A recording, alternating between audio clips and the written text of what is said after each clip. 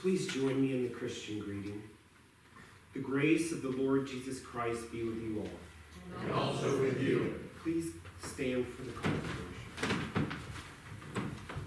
to worship. Followers of Jesus, by his cross we are redeemed from the futility of sin. Hallelujah. By his rising we are free from the fear of death. Hallelujah. By his love we are made new in living and enduring word of God. Hallelujah. Thanks be to God. Our hymn of praise is For the Beauty of the Earth.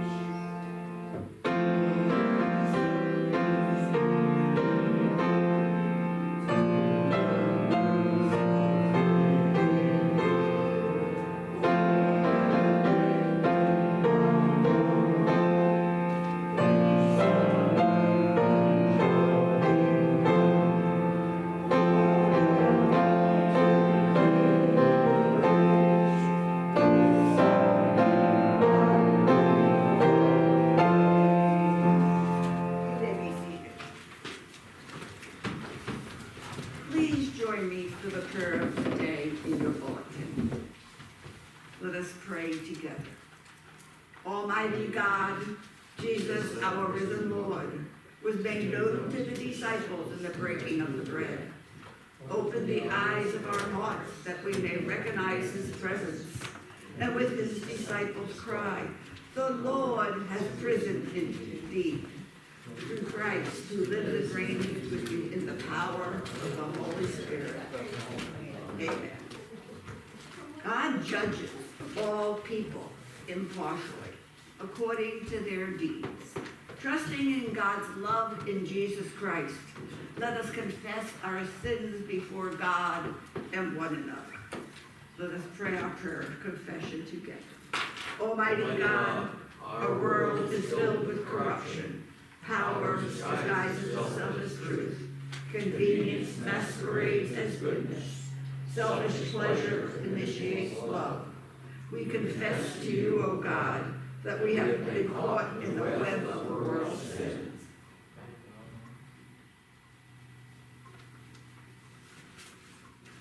Let us conclude our prayer together. By the power of the Holy Spirit, save us from the deception and free us from bad obedience, that we may see the joy of Jesus' resurrection and receive promises of everlasting life. Followers of Jesus, God has promised salvation to us, to our children, and to all who are near and far. In the name of Jesus Christ, we are forgiven. Thanks be to God.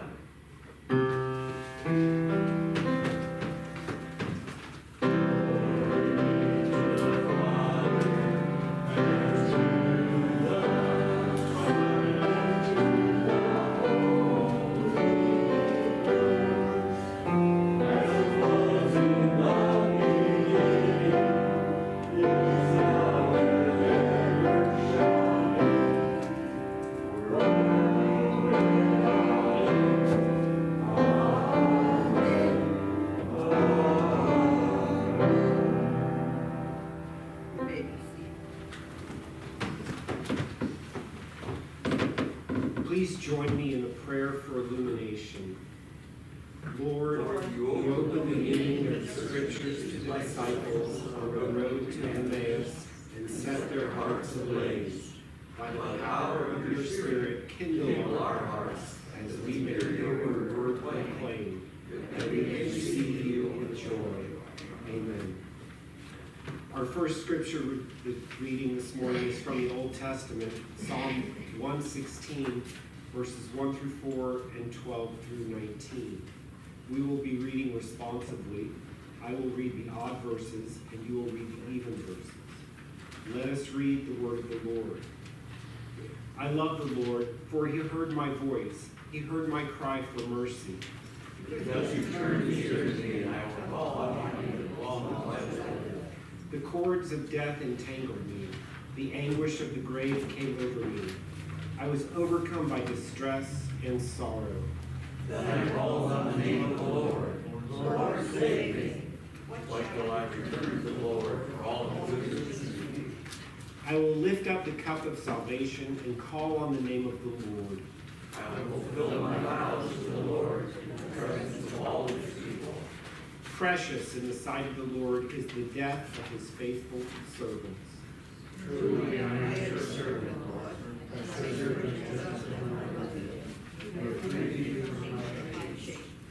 I will sacrifice a thank offering to you and call on the name of the Lord.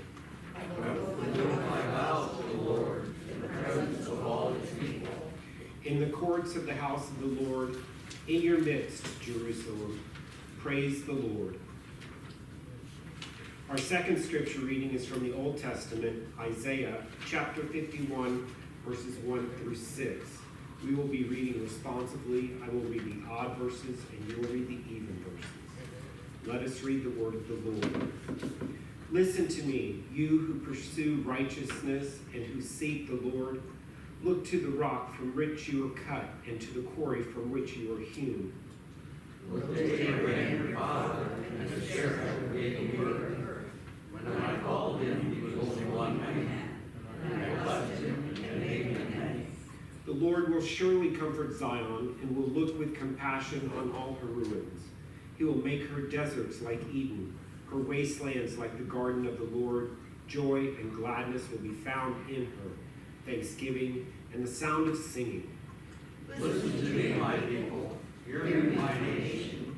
Instruction will go out from me, and my justice will become like the nations. My righteousness draws near speedily. My salvation is on the way, and my arm will bring justice to the nations. The islands will look to me and wait in hope for my arm. Lift up your eyes to the heavens. Look at the earth beneath. The heavens will vanish like smoke. The earth will wear out like a garment, and heavens die like flies. My salvation will last forever. My righteousness will never fail. Our third scripture reading is from the New Testament, Acts chapter 2, verses 14a and then 36 to 41. We will be reading in unison. Let us read the word of the Lord together. Fellow Jews, and all of you who live in Jerusalem, let me explain this to you. Listen carefully to what I say. Therefore, let all Israel be assured of this. God has made this Jesus, whom you crucified, both Lord and Messiah. When the people heard this, they were cut to the heart and said to Peter and the other apostles, Brothers, what shall we do? Peter replied, Repent and be baptized, every one of you, in the name of Jesus Christ, for the forgiveness of your sins, and you will receive the gift of the Holy Spirit. The promise is for you and your children, and for all who are far off, for all whom the Lord our God will call. With many other words he warned them, and he pleaded with them, Save yourselves from this corrupt generation. Those who accepted his message were baptized, and about 3,000 were added to their number that day. This ends our Old Testament reading.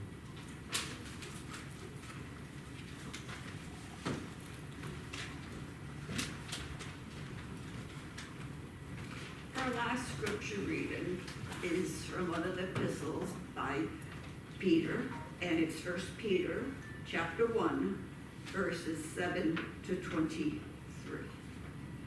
Hear the word of the Lord. Since you call on the Father, who judges each person's work impartially, live out your time as foreigners here in reverent fear. For you know that it was not with perishable things, such as silver or gold, that you were redeemed from the empty way of life handed down to you from your ancestors, but with the precious blood of Christ, the Lamb without blemish or defect. He was chosen before the creation of the world, but was revealed in these last times for your sake. Through him you believe in God, who raised him from the dead and glorified him, and so your faith and hope are in God. Now that you have purified yourself by obeying the truth, so that you have sincere love for each other, love one another deeply from the heart. For you have been born again, not out of perishable seed, but of imperishable, through the living and enduring word of God. Is this the word of the Lord? Thanks be to God. What are you worth? That's quite a personal question. And you may or may not have wondered or worried about it. I'm guessing, though, that most people have asked themselves that at one time or another. How much difference do I make in the grand scheme of things? There are a few who are sure they're the most valuable person in the world. But most of us have more modesty and view ourselves with less pompousness. For all of us, our reading today from 1 Peter suggests an answer to that question of human value. What are you worth? Well, the chemicals that make up your body have some value. A few years ago, an estimate of the market value of the chemical elements in an adult male human body was about $160. That includes the cost for all the necessary chemical processing. A lot more money could be gotten by selling the vital organs on the black market. Such sales are illegal in the United States and in most of the world. That could bring in a fair bit of money, but at the cost of your life. But of course, when you wonder what you're worth, we have in mind much more than just the value of the physical stuff we're made of. Your life is far more than that, more even than whatever assets you own and the money you might be earning. What is the living, breathing, thinking, believing, loving you worth? Considering some speculative scenarios might help you think about that question. If you had some life-threatening conditions, how much money would you spend on a rare and expensive drug or a complicated series of operations to keep you alive? If you were kidnapped by terrorists, how large a ransom would anyone pay or be willing to pay in order to free you? You're probably thinking that these things aren't likely to happen. And in the ordinary course of events in this world, you'd probably be right. But in the large scheme of things, matters are different. In an important way, they already have happened. You and I and all of us have been infected with a deadly disease of sin and are threatened with spiritual death. We have all been led astray by the seductive temptation of evil, have wandered away from God, and can't find our way back on our own. That has been the human condition, pretty much from the beginning of our species. It's what the Bible story of Adam and Eve and the serpent, which is really the story of all of us, is all about. So the question about your worth takes on a more profound form. What are you worth to God? What does God think it's worth to bring you back into fellowship with himself? Our text from 1 Peter provides an answer to that question.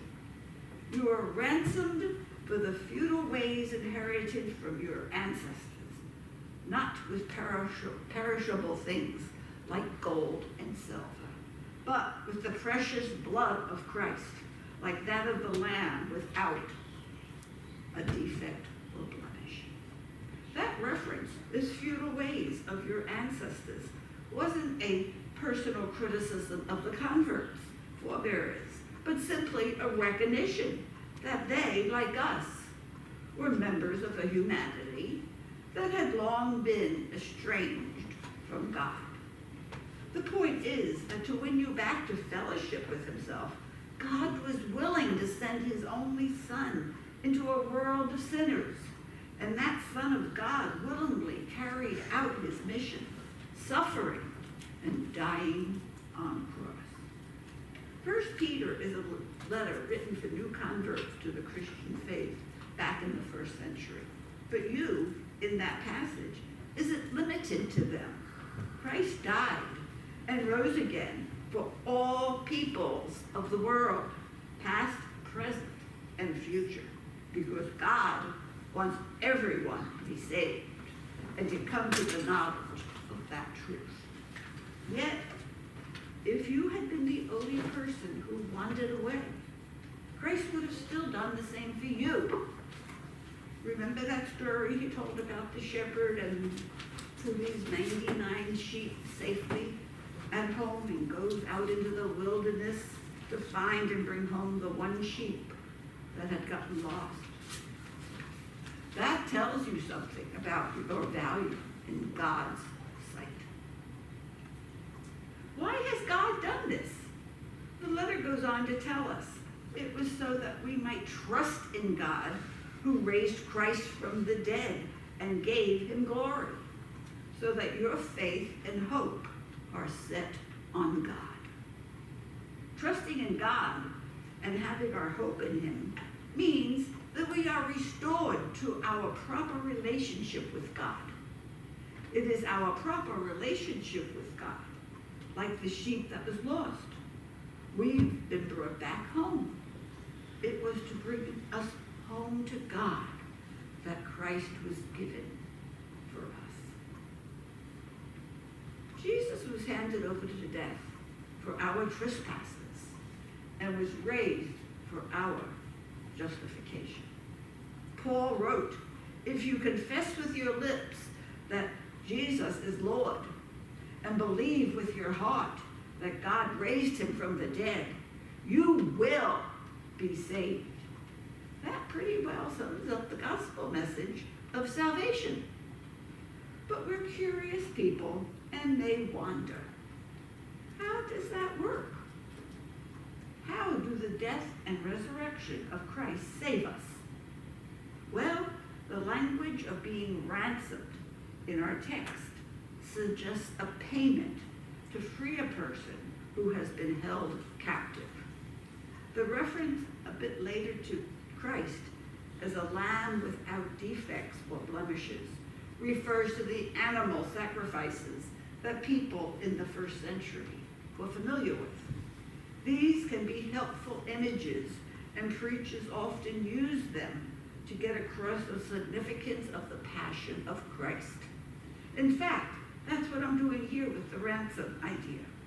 But problems arise if we try to make them, or any other image, into a detailed theory about what Christ had to do to reconcile us to God. Christ did not save us by satisfying some legal conditions or the requirements of a religious ritual.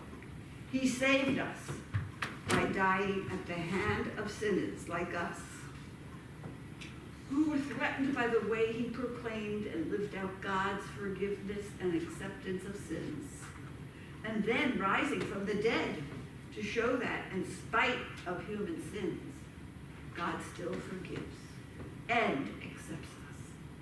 There's another kind of concern beyond feeling that people may have about their individual value. In a universe as vast as the one we now know about, with multitudes of planetary systems in just our one galaxy among billions of galaxies, why would we think that the humans on our little planet would ever matter to God? One of the psalmists, considering the moon and stars in the sky, asked God, "What are human beings that you are mindful of them, mortals, that you care about them?" The answer is that as vast as the universe is, the God we're speaking of is its creator. It is the creator who has given humans their place of honor as well as responsibilities on earth. In creating a world with intelligent creatures who would grow, ask questions, explore, and try different things, God knows that humanity would wander off to find where demons dwell. Sin did not come upon God unaware, and the cross of Christ is not God's plan B. It is part of plan A. He was destined before the foundation of the world, says our text. You, everyone here, are a valued part of God's plan A. In the name of the Father, the Son, and the Holy Spirit. Amen. Let us stand and lift up our voices as we sing, "Jesus, the very thought of thee."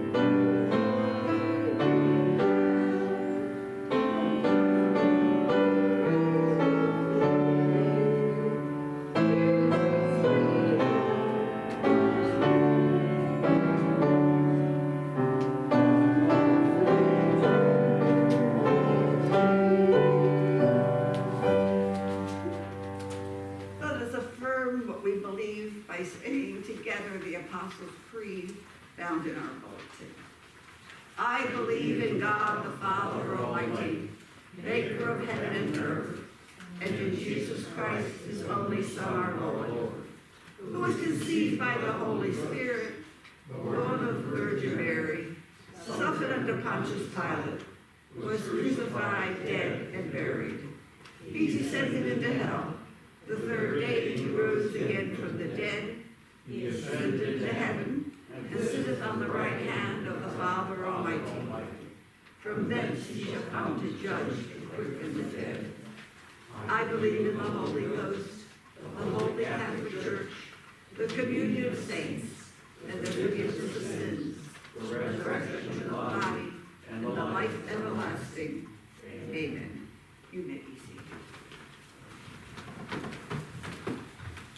During our prayers, people, when I say, God of resurrection, would you please respond with, hear our prayer. Let us pray. Let us unite our hearts in prayer, saying, God of resurrection, hear our prayer. Let us pray for the churches throughout the world, that as we celebrate the great 50 days of Easter, we may renew our faith and strengthen our witness in Jesus' name. God of resurrection, hear our prayer. Let us pray for pastors, teachers, ministers, elders, and our elders, that they recognize the risen Christ in word and sacrament, and lead your church with wisdom, humility, and courage. God of resurrection, hear our prayers. Let us pray for the governments of the world and the wars that are going on in the Middle East and the leaders, that they may resist the corruption of sin and serve the common good. God of resurrection, hear our prayer. Let us pray for our planet Earth, and all people may be good stewards of its resources and share in its abundance. God of resurrection, hear our prayer. let us pray for the poor and the stranger, that they may receive a place of refuge and hope, and that the church may offer the hospitality the first disciples offered to Jesus on the road to Emmaus.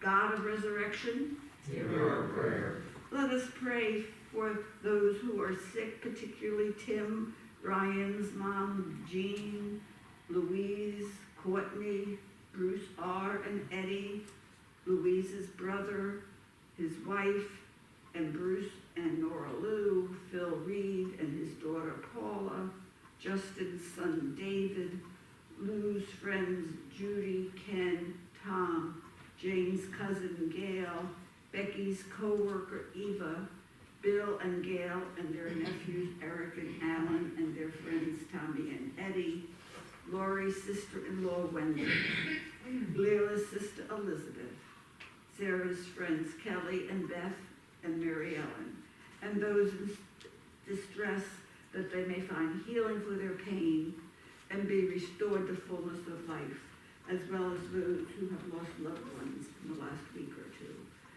God of resurrection, Hear our prayer. let us pray for our neighbors, that we may live together in peace and share in our resources. God of resurrection, Hear our prayer. let us pray for our enemies, that they may receive good things, and that we, your servants, not return evil for evil. God of resurrection, Hear our prayer. Almighty God, receive these prayers we offer, and by the power of your Holy Spirit, make us witnesses to the glorious resurrection of Jesus Christ, who taught us to pray by saying, Our Father, who art in heaven, hallowed be thy name. Thy kingdom come, thy will be done, on earth as it is in heaven. Give us this day our daily bread, and forgive us our debts, as we forgive our debtors. And lead us not into temptation, but deliver us from evil. For thine is the kingdom, and the power, and the glory forever. Amen.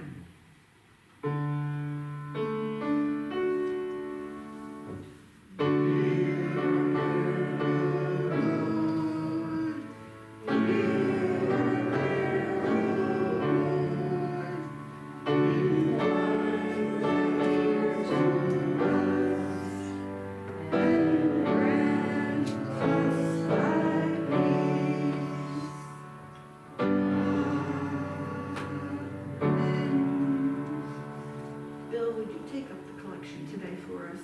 Bountiful are God's gifts to us. In gratitude, let us offer our hearts and the fruit of our labor to God's service.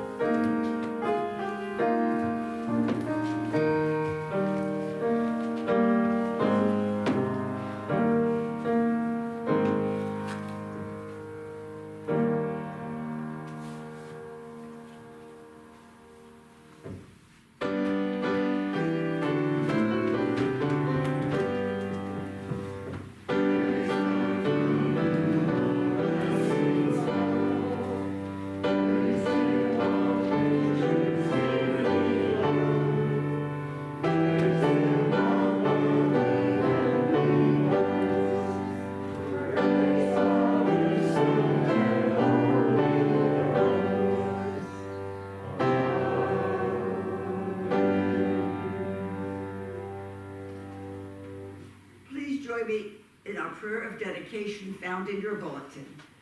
Almighty God, by your grace, accept the fruit of our labor. Let us be a sacrifice of thanksgiving in union with our risen Lord, who lives and reigns with you forever. Amen. Our sending hymn is To God Be the Glory. Play the chorus.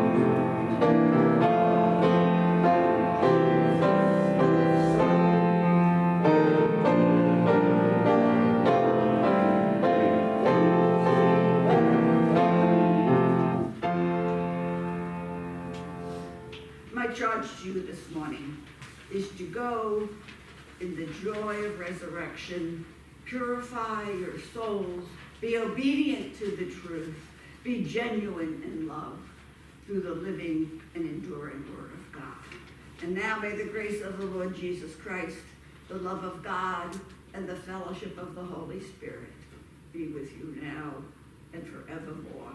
And all God's people said, Amen.